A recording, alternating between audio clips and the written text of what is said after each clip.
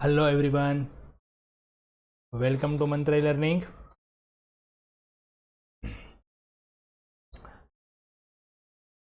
Twelfth commerce का accounting का हमारा फर्स्ट लेक्चर है।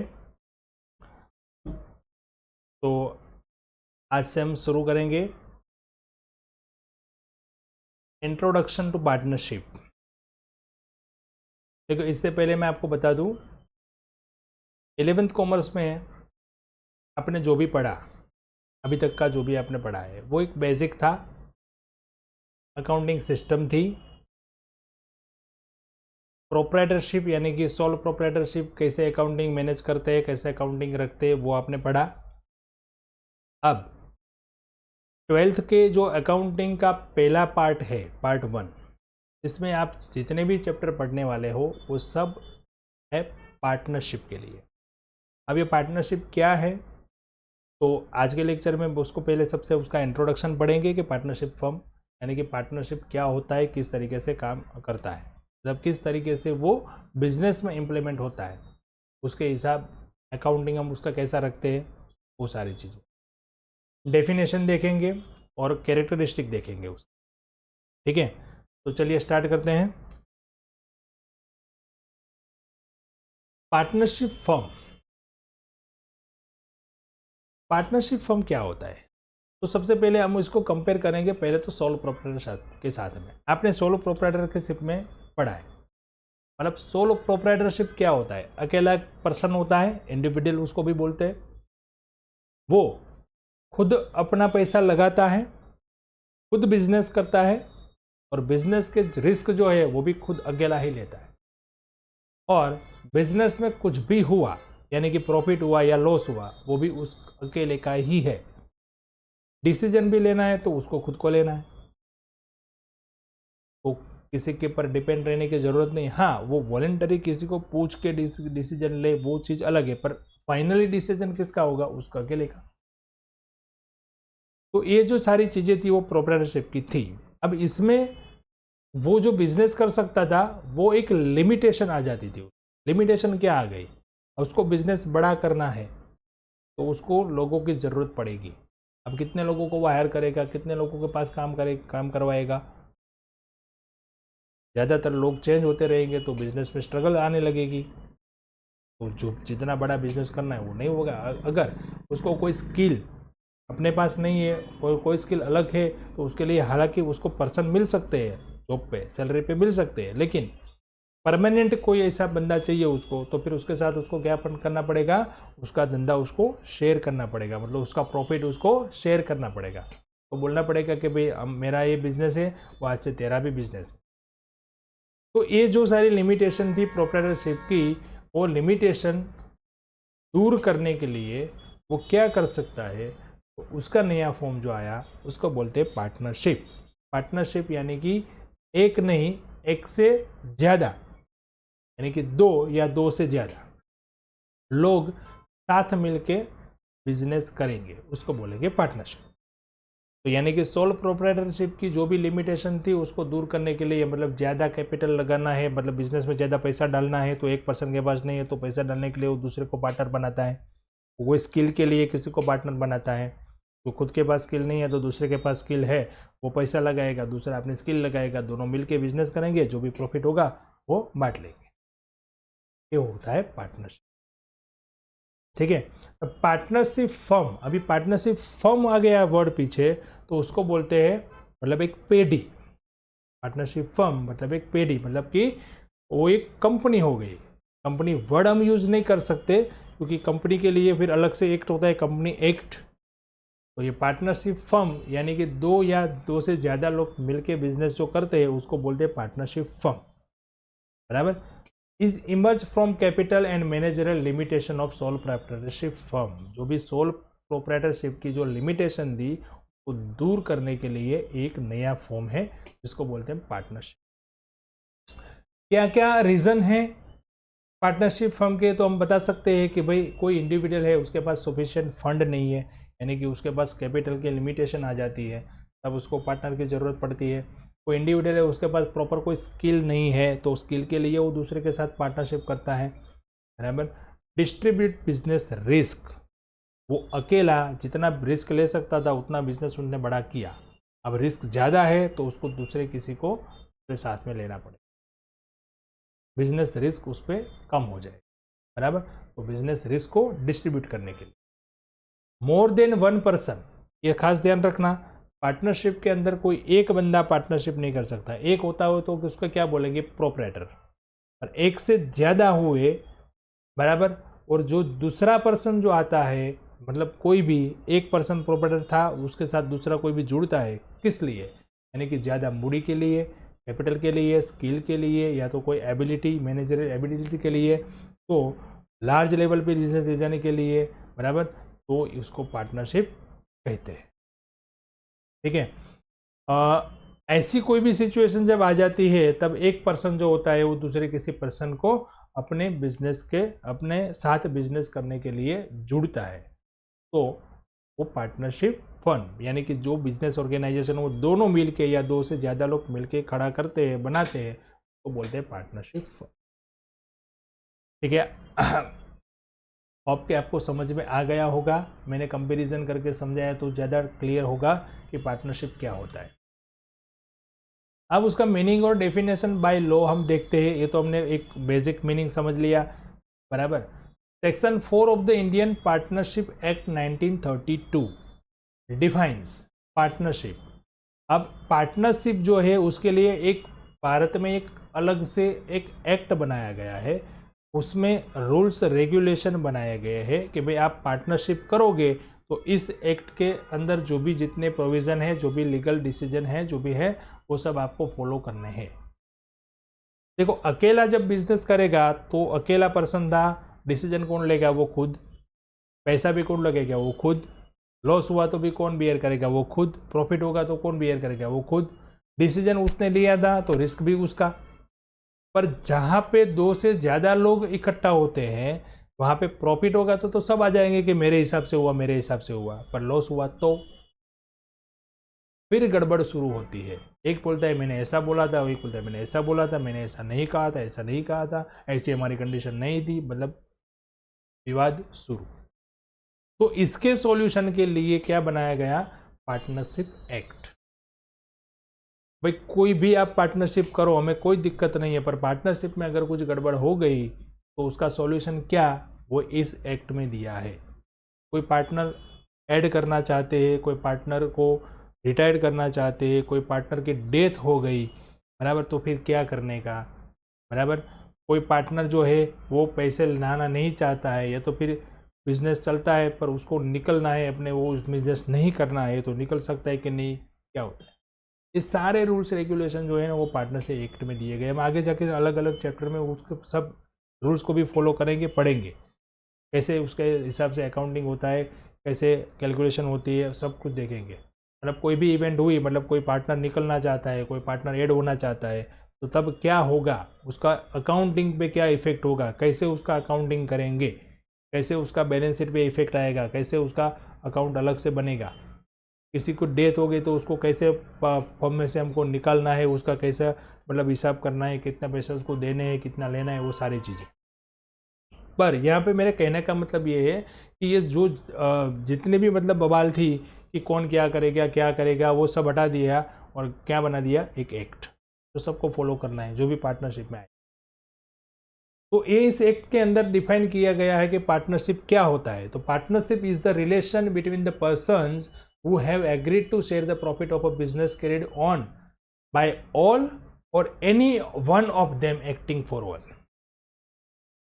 फिर से, partnership is the relation, partnership क्या है, एक रिलेशन है बिटवीन, किन के बीच में, द पर्सन्स, ऐसे लोगों के बीच का रिलेशन है, who have agreed, जो लोग एग्री होते हैं, to share the profit of the business, business का प्रॉफिट शेयर करने के लिए एग्री होते हैं। कौन सा business, business carried on by all, मतलब जितने भी लोग इसमें जुड़ते हैं वो सब मिलके बिजनेस चलाए, वो बिजनेस,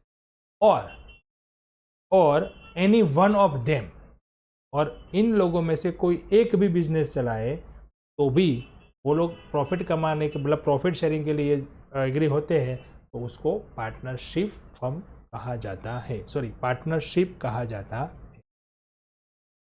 मतलब आपको सिंपल लैंग्वेज में बताऊँ तो ये ऐसा बोलता है कि पार्टनरशिप जो होता है वो एक ऐसा रिलेशन है, उन लोगों के बीच का ऐसा रिलेशन है कि जो लोग किसी एक के द्वारा या तो सब के द्वारा चलाए जाने वाले बिजनेस का प्रॉफिट डिस्ट्रीब्यूट करने के लिए एग्री होते हैं। ठीक है, मतलब यहाँ पे दो चीज़ें कॉमन, एक खास आपको ध्यान रखते हैं, एक तो बिजनेस होना चाहिए, दूसरा वो बिजनेस कोई एक चलाता हो या सब चलाते हो। ठीक है, अब आगे एक देखते हैं कि उसके अंदर पार्टनर किसको कहते हैं। तो द पर्सन वो एंटर इनटू सच रिलेशनशिप, ऐसी कोई रिलेशनशिप के अंदर कोई पर्सन ऐड होता है उसको बोलते हैं पार्टनर।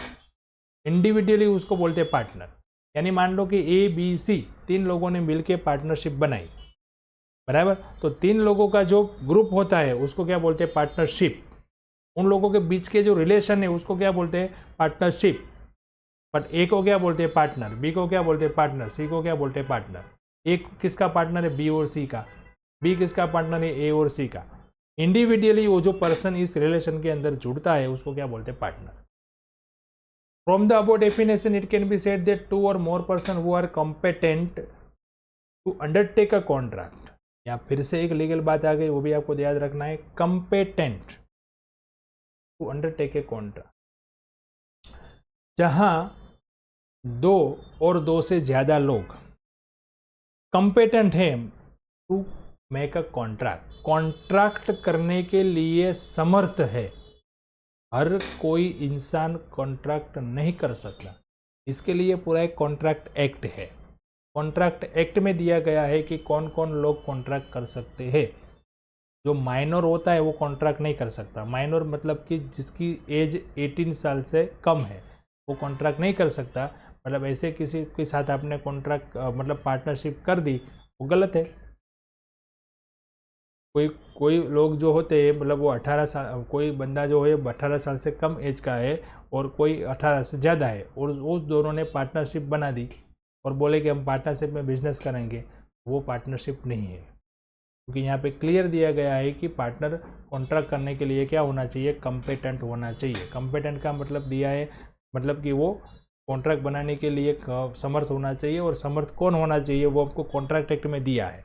तो मैं आपको खाली एक एग्जांपल दे रहा हूँ यहाँ पे कि भाई माइनर है, वो कॉन्ट्रैक्ट नहीं कर सकता, तो वो पार्टनर नहीं बन सकता, वो पार्टनरशिप कर सकता नहीं है। आपको खाली इतना याद रखना है कि जब 2 और मोर पर्सन वो आर कम्पेटेंट, ये वर्ड याद रखना है आपको। जब भी पूछा जाए तो ये वर्ड लिखना है, competent to undertake a contract to earn profit from a legal business and the business is termed as partnership. ऐसे 2 और 2 से ज़्यादा लोग जो कॉन्ट्रैक्ट करने के लिए समर्थ है और प्रॉफिट कमाने के लिए, लीगल बिजनेस करने के लिए, एक बिजनेस खाली यहाँ पे यूज़ नहीं किया, क्या यूज़ किया, लीगल बिजनेस।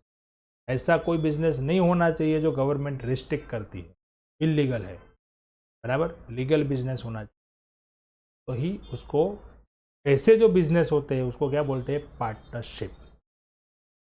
अच्छा, तो ये आपको समझ में आ गया होगा कि पार्टनरशिप क्या होता है। The business run collectivity in partnership by 2 or more person is known as partnership firm. ऐसा कोई बिजनेस जो 2 या 2 से ज़्यादा लोगों के बीच बनाता है और चलता है, वो पार्टनरशिप फर्म बोलते हैं। अब 1 बाय 1 करके उसके कैरेक्टरिस्टिक फटाफट देखते हैं। मैंने डेफिनेशन इतने डीप में आपको समझाई, तो आशा करता हूँ कि आपको कैरेक्टरिस्टिक उसी में से निकल जाएंगे। जैसे कि सबसे पहला, क्रिएशन बाय कॉन्ट्रैक्ट। पार्टनरशिप ऐसे ही नहीं बन जाती, मैंने बोल दिया कि भाई तू मेरा पार्टनर, उसने बोल दिया तू मेरा पार्टनर, चलो मिल के बिजनेस करते हैं, ऐसे नहीं होता है।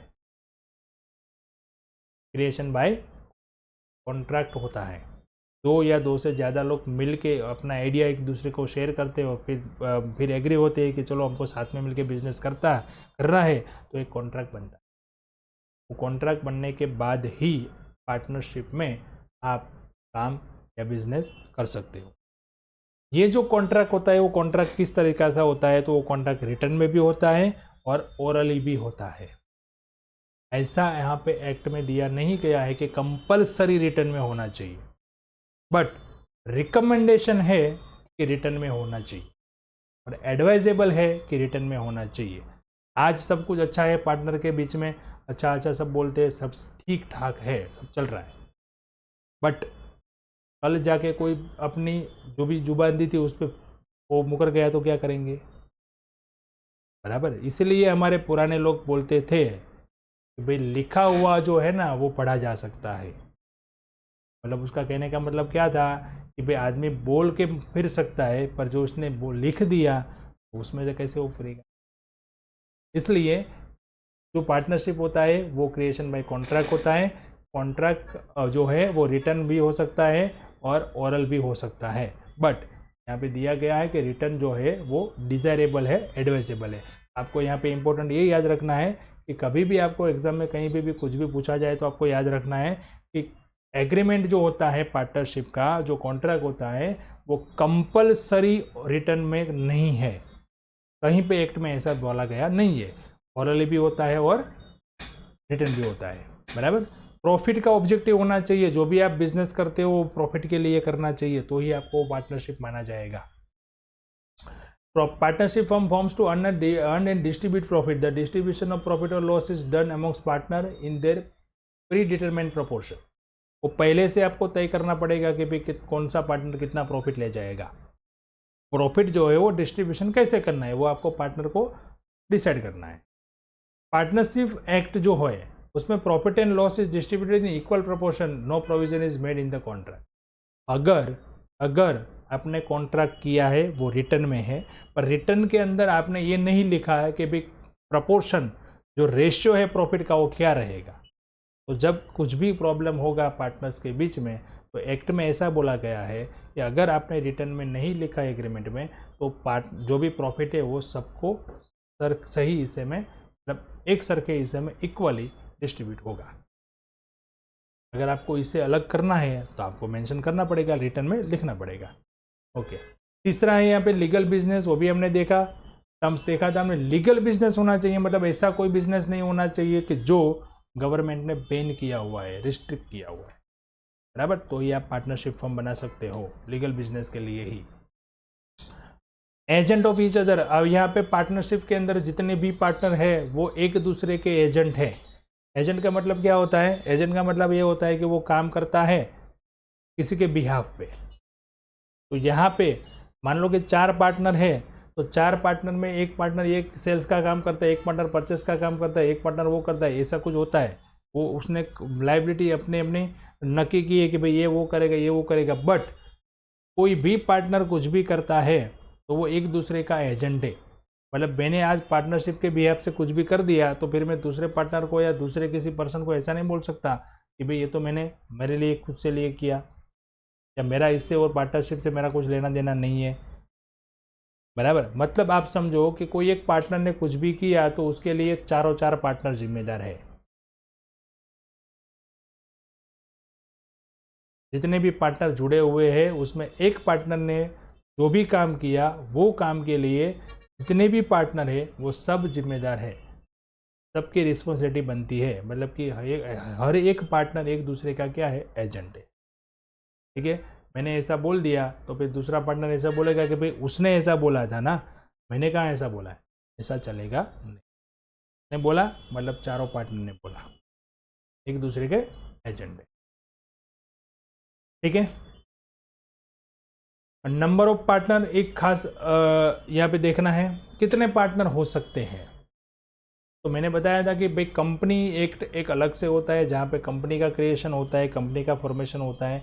तो कंपनी एक्ट में यहाँ पे दिया गया है the government to prescribe maximum number of partner in firm subject to maximum 100। Company act में दिया है कि भाई पार्टनरशिप आपको कर रही है तो पार्टनरशिप में मैक्सिमम 100 मेंबर बना सकते हैं, मतलब 100 पार्टनर बन सकते हैं। 101 नंबर हो गया तो पार्टनरशिप बनेगी नहीं, पार्टनरशिप जो है वो लीगल मानी जाएगी नहीं, क्योंकि यहाँ पे रिस्ट्रिक्शन है। मैक्सिमम कितने होते हैं partner? Number of partner 100। Minimum कितने होते हैं? 2 तो रिक्वायरमेंट है।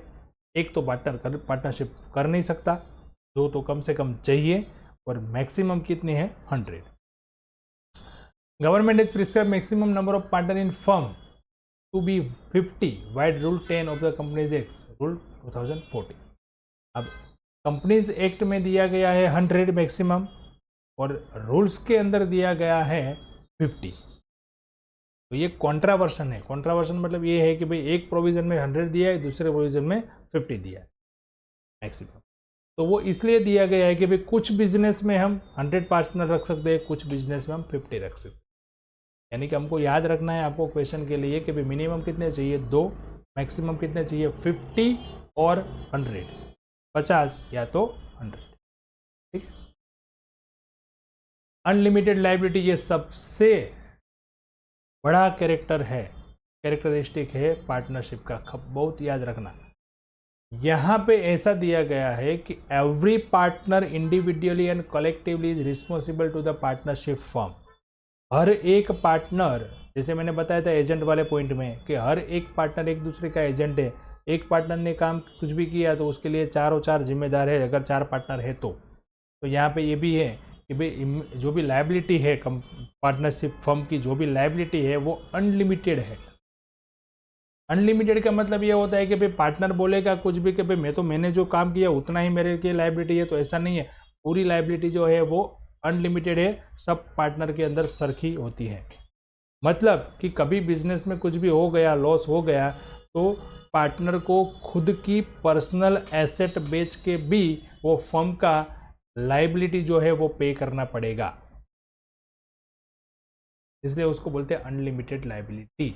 As partnership, एक partners are responsible to pay business obligation from their personal property when the firm does not have sufficient asset to pay liabilities of the business।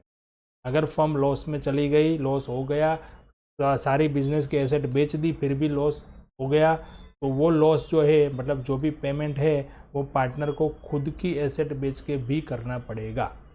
ठीक है। Ownership and management, यहाँ पे partners जो होते हैं सब owner होते हैं बिजनेस के, एंड इसमें से कोई एक बिजनेस चलाता है, उन लोगों को जो भी मतलब एडमिनिस्ट्रेशन वो नक्की करते हैं उस हिसाब से, या तो सारे लोग मिलके बिजनेस चलाते हैं। Management of the business done either bye all partner और बाय वन पार्टनर, कोई एक मैनेजमेंट करता है या फिर एक से ज़्यादा लोग या फिर सब लोग, इस तरह से उसका मैनेजमेंट होता है। ठीक है। तो आज के इस लेक्चर में हमने पढ़ा पार्टनरशिप का मीनिंग, पार्टनरशिप का क्या होता है, पार्टनरशिप की एक्ट के अंदर क्या क्या बताया गया है। नेक्स्ट लेक्चर में हम उसका पार्टनरशिप डीड यानी कि पार्टनरशिप एग्रीमेंट कैसे बनता है, एग्रीमेंट में क्या क्या चीज़ें आने वाली है, वो सारी चीज़ें पढ़ेंगे। ठीक है। और मेरा एक आपको सजेशन है और एक एडवाइस है खास कि आप जो भी इस थियरी में पढ़ रहे हो वो आप नोट्स बनाओ, वीडियो को पॉज करो या फिर स्क्रीनशॉट लो, कुछ भी करके ये सारी जो चीज़ें आप अपनी नोट्स बनाओ, और नोट्स अपनी हाथ से लिख के आप जब पढ़ोगे तो आपको ज़्यादा मेमोराइज होगी। इसमें से कई सारे एमसीक्यू क्वेश्चन आपको पूछे जा सकते हैं, कई सारे शॉर्ट क्वेश्चन पूछे जा सकते हैं, बराबर है। तो आप अपनी खुद से नोट्स बनाओ। तो ये जितना भी मैंने पढ़ाया है आप अपनी नोट्स खुद बनाओ और उसमें आप रिवीजन करो। ठीक है फ्रेंड्स, मिलते हैं अगले लेक्चर में जल्दी ही। ठीक है, तब तक के लिए खुश रहिए और हैव अ गुड डे।